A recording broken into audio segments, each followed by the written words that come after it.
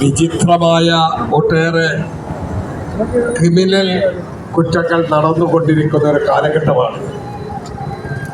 അങ്ങനെ നമ്മുടെ ചേർത്തലയിലും അത്തരത്തിൽ ഒരു അധ്യാപക സംഘടനാ നേതാവ്, അറിയപ്പെടുന്ന അധ്യാപക സംഘടനയുടെ KSTA എന്ന് പറയുന്ന സംഘടനയുടെ നേതാവ്, ജില്ലാ കമ്മിറ്റി അംഗമാണ്.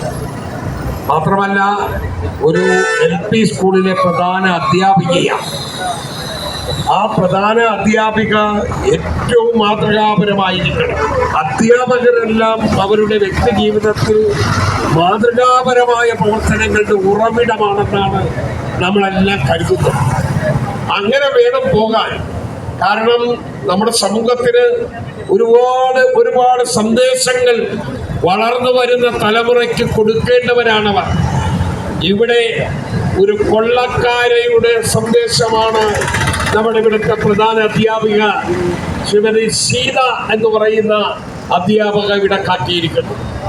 ഞാൻ മനസ്സിലാക്കിയിടത്തോളം ഒരു ഫിനാൻഷ്യൽ സ്ഥാപനം എന്ന് പറഞ്ഞാൽ സംസ്ഥാന ഗവൺമെന്റിന്റെ ഉടമസ്ഥതയിലുള്ള KSFയിൽ നിന്ന് തന്നെ 65 ലക്ഷം രൂപയുടെ കൊള്ള.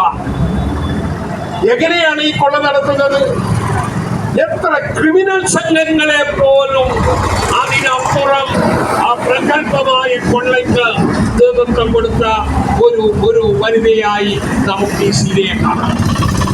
അതായത് ഈ സ്കൂളിലെ അധ്യാപകർ, ജീവനക്കാർ, രക്ഷകർത്താക്കൾ അവരുടെ എല്ലാം വ്യാജമായ സർട്ടിഫിക്കറ്റുകൾ ഉണ്ടാക്കുക, എന്നിട്ട് അത് പണയപ്പെടുത്തുക, അതല്ലെങ്കിൽ അത് ജാമ്യം ആയിട്ട് കൊടുക്കുക, ഉള്ള പണം ഇങ്ങനെ ലക്ഷക്കണക്കിന് നേടിയെടുക്കുക.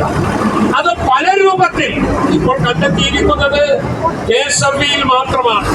ഞാൻ മനസ്സിലാക്കുന്നത് നിരവധി സഹകരണ ബാങ്കുകളിൽ നിന്നും അതുപോലെ തന്നെ ധനകാര്യ സ്ഥാപനങ്ങളിൽ നിന്നും ഈ വനിതാ നേതാവ്, പ്രധാന അധ്യാപിക കൊള്ള നടത്തിയതായിട്ടാണ് വന്നിരിക്കുന്നത്.